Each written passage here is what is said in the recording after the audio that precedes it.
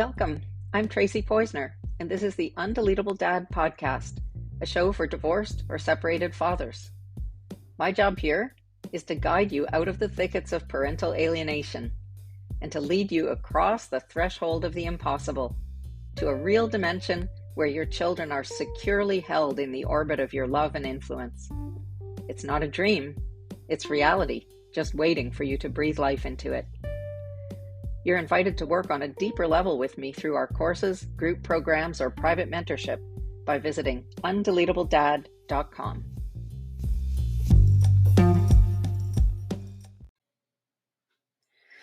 One of the best parts of the work that I do is all the interesting people I get to meet who are creating these beautiful brand new tools and programs and spaces and amazing resources for alienated parents that I couldn't have dreamed of just a few years ago. This all gives me so much hope. It's like we're using our hive mind to fill in all the blanks bit by bit so that this monster of parental alienation can be tamed and we can go back to raising the next generation of adults like we're supposed to be doing. Lawrence Joss has taken on a huge piece of the puzzle by creating a wonderful 12-step style peer support group for personal healing. This model is something that's been successful for decades, doing something that was thought to be impossible, which was helping alcoholics attain and maintain sobriety. And now it's doing something many people also thought was impossible, to help parents be happy again despite a broken family system, so that you can be truly effective and influential as a parent, even at a distance. So after you listen to this podcast, please go straight to Parental Alienation Anonymous and join one of the many online meeting groups there. I'm going to let Lawrence tell you all the details. So tell me about what you do, because I don't know anything about your program, your activities, your presence online. Well, thanks. And thanks for taking the time to have a chat with me. I really appreciate that. And, so our organization, the overarching organization is Parental Alienation Advocates. Mhm. And then under this overall arch of an organization, we have several doors. And one of the doors is we have a 12-step program. Okay. And the 12-step program was adapted from Al-Anon. So we use Al-Anon literature, but we've adapted it to parental alienation. And we just change out some of the words like, alcoholic to alienator. And because Al-Anon is about relationships, it works really, really well. And we've been going with the meetings 2.5 years. We have 14 meetings a week on Zoom. Wow. Yeah, that's Wow. That's really great. Yeah, it's a really magical community, people from all over the world, and everything we do is open source. So all our meetings, our scripts, the structure, everything's listed on the website, so anyone can take anything and actually start meetings by themselves anywhere in the world. And Isn't it's that all great? free. And yeah, so we have the 14 sanctioned meetings, and if people write back and want to be included, that will happen too. And there's a bunch of other Who meetings. runs all these meetings? That's a lot. So the neat thing about 12-step is it's peer-to-peer. So every single meeting has its own secretary and its own leader, has its own script. Each meeting is autonomous. So initially there was a lot of work starting the initial meetings. And as more people came, and some people come out of 12-step and some people come out of just regular life, then we train them and teach them and mentor folks how to run meetings. And now every single meeting has its own secretary, its own leader. And when their term's up, they have their own elections, they run their own stuff.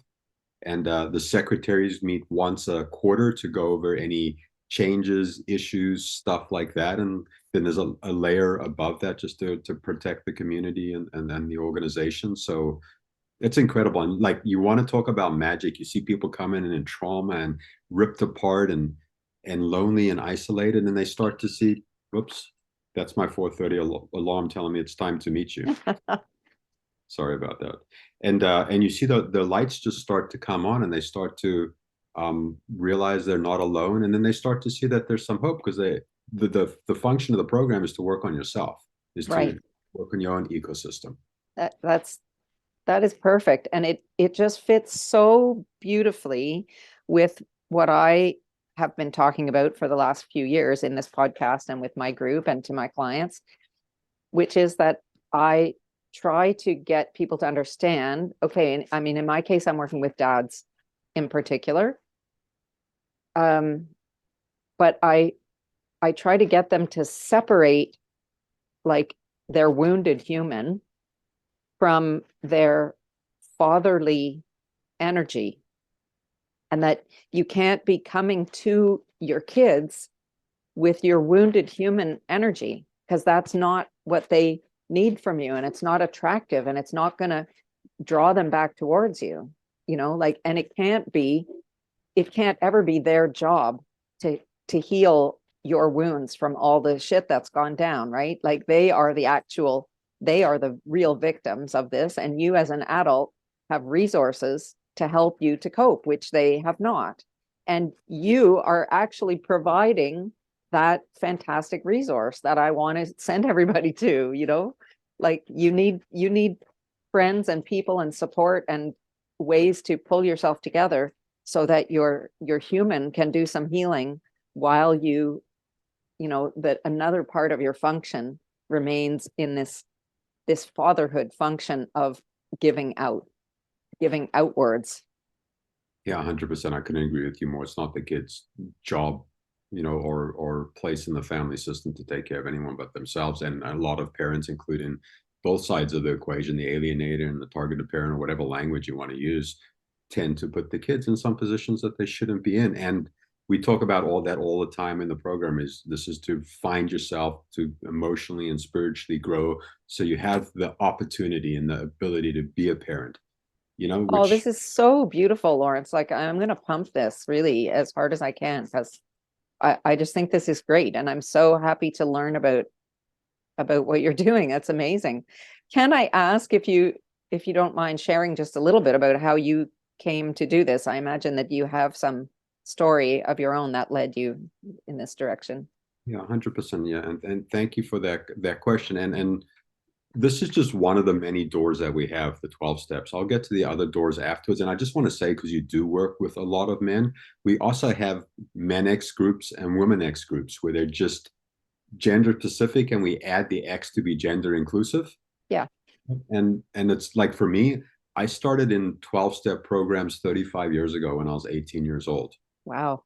So I've been around a long time, and I got sober like 17 years ago, and I got sober in men's stag. So I was around men sharing in a way that's different to a mixed meeting. Exactly. It saved my life, and that's why there's specific men's groups and the specific women's groups. I so believe in that. I really, really do. And it's not, people ask me all the time, like, well, what about the moms? And it's like, I'm not against, I do have some mom clients, some one-on-one clients, but it's what I say is that the alienation dynamic is a very different one, where the mother is the alienator or where the father is the alienator. It's a very, very different dynamic. And I don't want to dilute my message by finding what they have in common and only speaking to that, like I want to go full on to what dads can do. And I know that moms have a lot of resources. Sometimes moms just reach out to me and just say, I want to work with you, and I'm fine with that. But in terms of the program that I develop and the messaging that I have, I believe this also, that there needs to be this, I don't like the word safe space, because that, I don't know, that kind of bothers me in some way.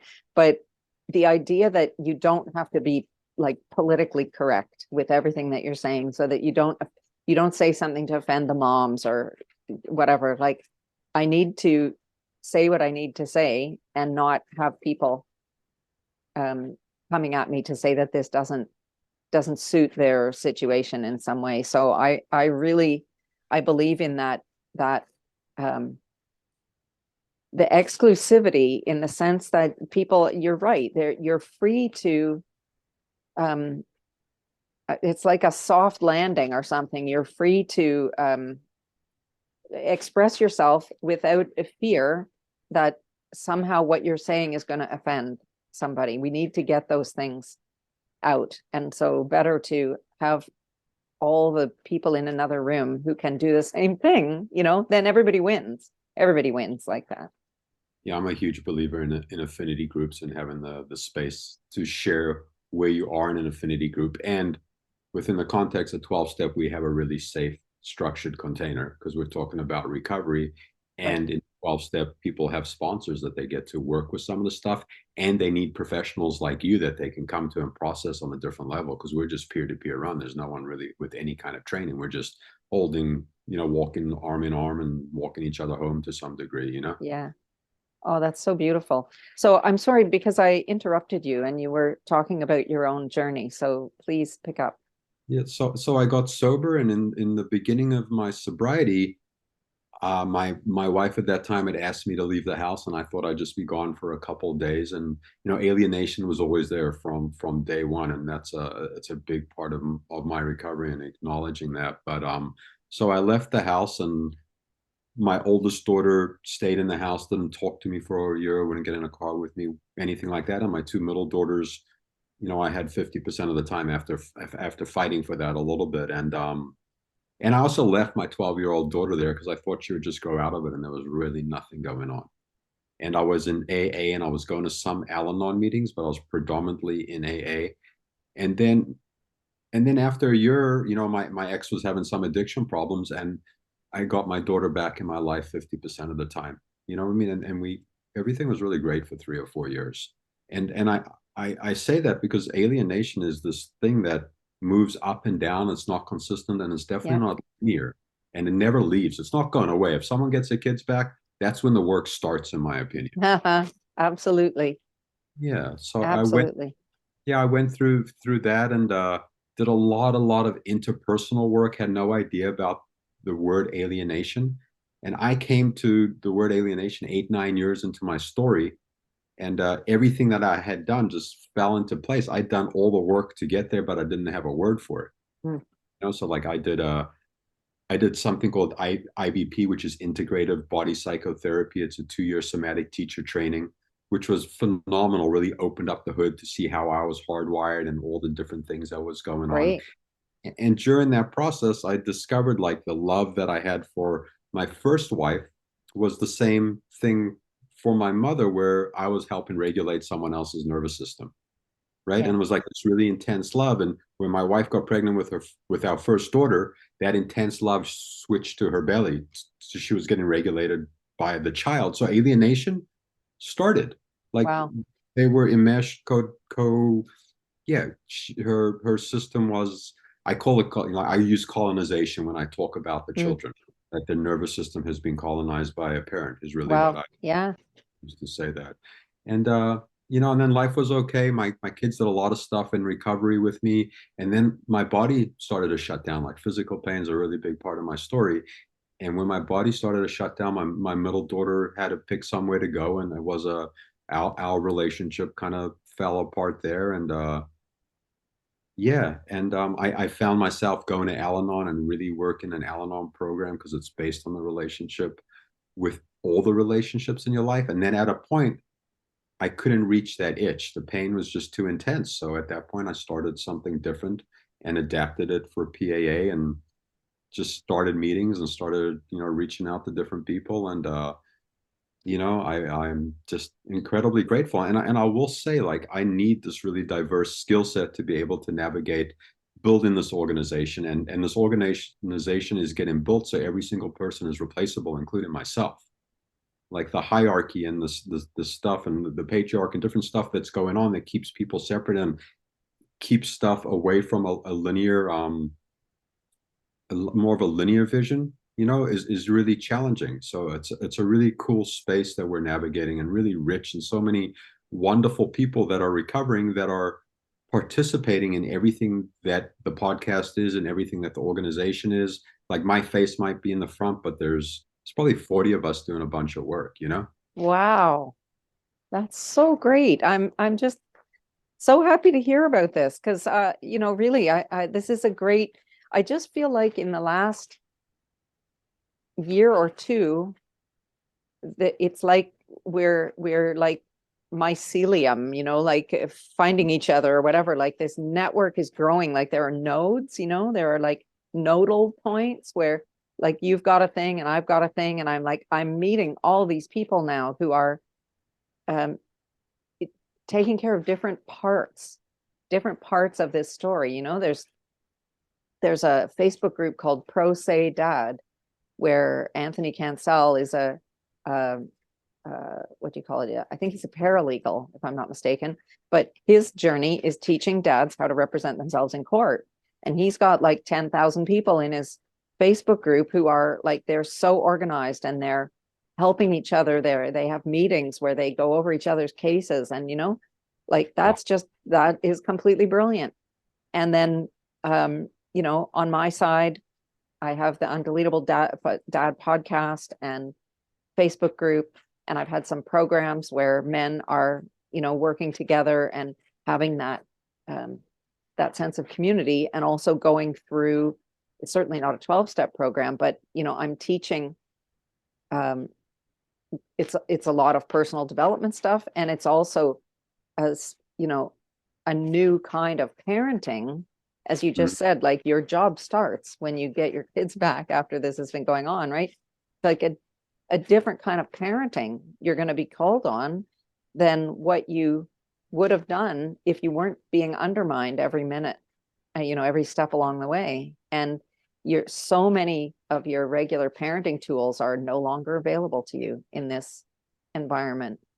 So it's just about, laying down new track to follow a new direction. And it takes some work initially, but then you just send your train down it and it goes, right? So many others. I just spoke with Enrique Gutierrez, who's developed an app called Find My Parent for adult children who have completely lost track of a parent. In many cases, kids have been abducted overseas. Right. And they've literally, in some cases, their name has been changed. They've been adopted by a step parent whose name has been erased from their birth certificate. So, he's got this app so that people can find each other, and they're doing it, right? So like all these different pieces are becoming available that you just had to look really hard for before. Yeah. And I think it's beautiful that we're, linking ourselves together. It's really nice. Yeah, it is a beautiful thing. And I love the work that you're doing, and that you're accessible, and that you're teaching these dads all these wonderful ways to navigate the family system, and also kind of like breaking down the old constructs that we've been operating on that aren't even ours. Like I found that for myself. Like I was operating constructs from a generation or two generations ago in my family lineage, and that's just the way it was. And I never even asked where it came from. It was just there one day. You know what I mean? Yeah. Yeah, So absolutely. It's um I've worked a lot with family constellation therapy. Is that something you're familiar with? yeah, I'm doing an interview in a couple of weeks with that. I can't wait. I love family constellations. I think she's Canadian, the lady that I'm interviewing. Um, I don't know that many people who do it. I know there's a woman near me, in Guelph. I'm trying to remember what her name was. Anyway, it doesn't matter because anybody who does it is, I'm sure, is doing great work. But I've been into that for, 20 plus years. So One. that's, yeah, that's a big, I mean, I'm going to say I love it. I haven't studied in the sense of, following a practitioner training or something like that, but I've done some like full weekend workshops that they're so powerful. And when you see it, can't, you can't believe that energy, right? When you're talking about like, I was following some construct from generations ago, like you see it with your own eyes in the room, and you just can't believe the things that we could have a whole session on. I'll tell everyone to listen to your session on family constellations, because that's very cool. Yeah, I did a 4 day retreat in Portland. Uh-huh. And the first day I'm like, this is just quirky. This is just like way out there, and it's just dumb. And then I got to do a constellation with my kids and my ex-wife. Yeah. And I got to see like my youngest daughter, had the lady that was playing my ex-wife's like legs around her and like scissors, so Yeah. she literally couldn't move. It was yeah, such a Yeah. powerful, yeah, for anyone out there. It's a really interesting access point. It is absolutely. And that I have to say that really informs my understanding of the Mm, dynamic. And, I'm somebody who has a kind of, whatever you want to call it, a capacity to vision what's happening in the family. I talk to somebody and I see those dynamics playing out. I see where the mom is now, you know, like the mom is a little immature, let's say, on some level. And now that her daughter is 13 or 14, they move into this best friend kind totally. of dynamic, right? And like I can see where these things are happening, or where the mom is just so afraid of losing the support, like she's kind of leaning on the kids who are supporting her, and the prospect of them going out into the world as they're gonna do, right? It like makes her cling. And the clinging in the I mean, it's not good for them no matter what, but it is completely obvious to the dad, because she clings onto the kids. He's representative in some way of them going out into the world. And so the first way to hold them close is to keep them away from dad. So a lot of the a lot of the energies that I see, I know that they come to me from having experienced those kind of dynamics in a context of doing family constellation work. And an interesting part about my story is my ex-wife was alienated from her father when I married her. Her dad Wow. wedding wasn't at the birth. She just said he wasn't a good guy. And I'm like, okay, like why would I say anything different? Yeah. At 21 years old, 22 years old when I got married, and 10 years later, because family is really, really, really important to me. So I was always like, hey, so she ended up reconnecting with her dad. He was just a nice man, just a regular human being, just like me. And he was really mad at his ex, and the only reason they really got back together is because she landed up overdosing and dying, my ex's mother. Mm, But they got back together, and even getting back together, she would still talk about him when we spoke about, like, how my dad is, he's never going to change, he was never really around for me. yeah. Like, you're talking about all these ideas and constructs that were from her mother that she's embodied and she can't separate out, that they're not even her feelings, and she's 54. Wow.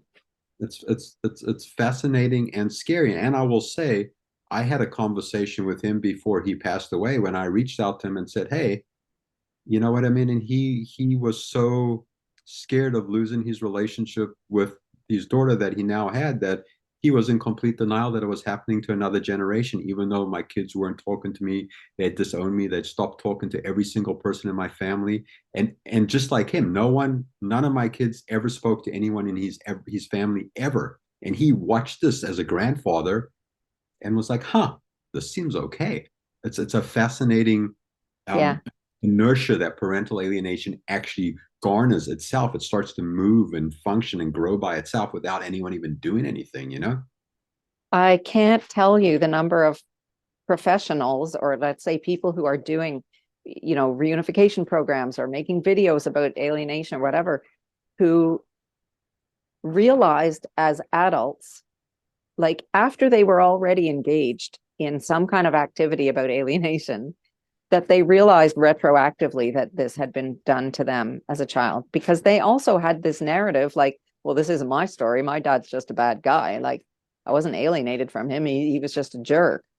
And it's as they, it's the narrative starts to unravel, and they, have this light bulb moment where they're like, wait a minute, like it was only my mom who said that. Like, I wonder if it was really true. Um, so yeah, it is a multi-generational kind of trauma. And that's part of God, it's part of why it's so important to get it right now. You know, Yeah. like this is an important legacy. I talk a lot about legacy with the dads that I work with, because for me it's one of the ways in terms of the what you're talking about, like pulling yourself out of this kind of heavy negativity that is clearly, it's not your fault that you're in this shit, but it is, it's very hard to cope with. And focusing forward on legacy and really like visioning the biggest possible legacy for yourself as a father is is one of the pathways out, like to focus ahead on the grandchildren or the like great grandchildren who are coming, or how you're going to leave part of yourself to guide your children, even your adult children, after you're gone. Like you still get to be a father, right? And so it's fun to work like that. And I mean, it's not about thinking about when you're going to die, it's thinking about like what is important about you. What do you want them to know about you that they don't know now? And how are we going to fix it so that that's very clear, uh, you know? And how are you going to now stop this like runaway train of generational alienation that's coming for everybody? If you don't heal this, it's gonna happen to them and to their children and the children afterwards. Totally, totally. And I call like a lot of the work that I'm doing personally, I call it parenting without access. Like I'm Yes. still a father, I'm still parenting, and my parenting is running this organization. My parenting is starting a podcast. My parenting is talking about this publicly. You know what I mean? Like I'm not stopping to parent. It just looks different than I thought it would. Good for It's just you. I love that attitude. I love it. That's absolutely consistent with what I talk about. I had there's a series of videos that I did on Facebook a number of years ago, and it's available now on my Undeletable Dad um, website. People can just sign up to receive it by email, but it's 5 videos about what to do if you lose access. And there's like, and it takes me 5 videos to go through all the things that you can do. People get kind of paralyzed, or they feel like, well, my kids said that they don't want to hear from me, and so like I better not do anything. And so like part of it is like working on yourself, and that's your job to where you're not feeling so low that you give that a lot of meaning, right? And stepping back into your dad's shoes, where you're like, yeah, maybe you don't want to go to school, maybe you don't want to eat your vegetables or go to bed before 2 o'clock in the morning, but I'm your dad and I know what you need, and you do need to hear from me, and I'm not going to harass you, but here's how it's going to go. And to feel good about that, and not that you're like begging for scraps, but that your job is to provide these, I mean, I call them codes of fatherhood. You have codes for your children, and you're going to send them out there, and you're going to keep trying in every direction. If you can't get in the front door, you're going to go to the back door. You're going to dig a tunnel. You're going to go down the chimney. Like you don't stop just because the kids are displaying evidence of being emotionally manipulated, because that's what it is. And we don't do ourselves or anybody a service when you believe that, a hostage with a gun to their head who says, yeah, no, everything's fine here, leave me alone, like you're not doing them a service by believing what you say. You have to help them to get what they need from you in a way that feels safe for them. 100%. No, that makes a lot of sense. Yeah, and just to touch base on a little bit more about what we do in the Yeah, organization. please. Something else that's really fun is we have an education and advocacy platform, and it's called the Family Hope Project. And what we have parents do anonymously is they submit a piece of art, painting, song, dance, sculpture. They title it, and then they write a description what is it about. You know what I mean? And people are like, I had one dad sent me a napkin with him in a boat coming out of court, and the boat was taken on water, and he's just like, I'm gonna die. Like this is just too Oh much. man. And he writes a description about this. So this stuff is visceral and powerful, and it's through art. And then we add all the educational pieces to it. And we're about to launch the website. We've got a couple hundred submissions already that Oh we be wow. but we're going to make the portal a portal for every organization in the world. So we want people to collaborate with us and take ownership of it. And this is going to be used to educate folks and stakeholders everywhere in the world in theory. And then there's going to be different topics like for court, judges, lawyers, therapists, parents, Wow. children, so really exciting, visceral teaching mechanism that I think is going to be phenomenal, and yeah, really a really exciting tool. And then we also do we have the podcast, which has been really fun, and we have a lot of parents coming on panels that are talking about their experience. We have a bunch of kids coming on this season that are talking about their experience, young adults that are talking about what it's like, and some different professionals, and then a lot of holistic stuff. Like I have someone coming on that does family constellations, but she does family constellations, nonviolent communication, and neuroscience. So we're going to talk about the intersectionality of all those and how they affect the family system, you know and I have some Zen priests coming on. I have a lot of different things that I've done, and I know people in so many different holistic spaces that were really So interesting. cool. Okay, Yeah. so I want to come on and talk about Bach flower alchemy because that's my big thing. Do you know Bach flowers? Do you know about You, Bach flowers? I thought I knew a lot, but I haven't heard that before. What is that? Well, so you haven't heard it because we haven't talked before, and it's my thing. So um uh this is archetypal consciousness. Vaguely speaking, Carl Jung, Caroline Mace, and all the other people who have worked with archetypes, and it's been distilled yet again into something that was called shadow alchemy. It's been called archetypal alchemy, but about essentially identifying the shadow, the negative pattern of thinking, the internal negative dialogue, and using a kind of antidotal message from the power archetype that corresponds to the same channel. So like the child would be the shadow, and the sovereign is the power version. And so there are written statements or behaviors for the power archetype that when you read them, when you understand where you're stuck, when you see which aspect of the child, just for instance, is at work, where you're maybe not able to take responsibility for the things that are happening to you, or where your identity is shattered because you don't feel like a father anymore, like the child issues, right? Then you find the phrase or the statement. It's almost like an affirmation from the power element that gives you a kind of instant insight of like slaps you in the face, where you say like, okay, that's the truth. Now I see that I'm telling myself a story because Mm. I can see that that's the truth. So it's a very beautiful system, and it's the most amazing thing that I've ever encountered in many years of looking around at things.